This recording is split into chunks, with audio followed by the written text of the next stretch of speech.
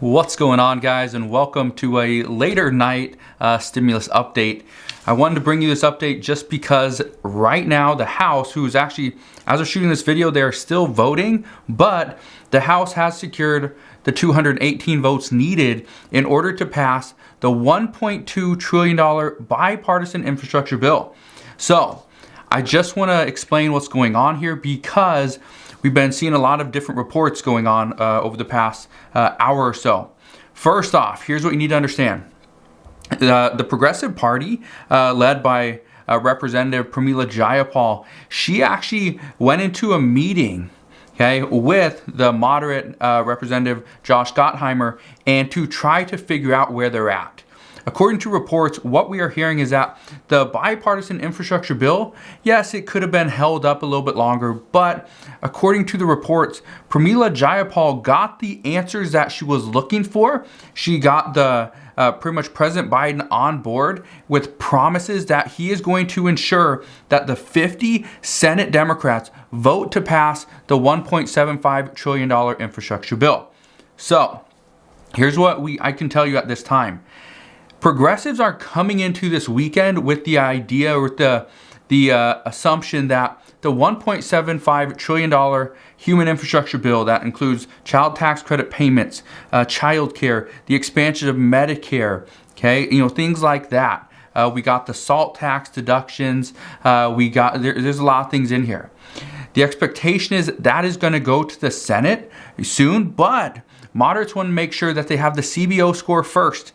Here's the problem with that. If the CBO score comes in and it's not what moderates expected, then they could go back to the drawing board and negotiations could be ongoing. So just understand, as of right now, the $1.2 trillion bipartisan infrastructure bill, that's for roads and bridges and stuff like that, that has passed. It's going to head over to President Biden's desk for a signature. I just want to reiterate, this is not done.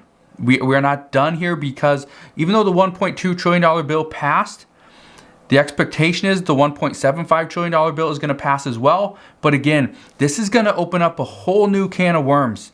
If we see moderates push back, if we see Senator Joe Manchin decide, you know what, I don't like this idea, I don't want to move forward with this, we could see this entire thing just blow up for Democrats. So at this time, according to multiple reports, what we also heard, and this I think is interesting, this is a good play from Republicans to block this bill, but what we actually heard just recently was that Republicans, their plan was to help pass this bipartisan infrastructure bill because, number one, they wanted to get it done, right? It's bipartisan for a reason.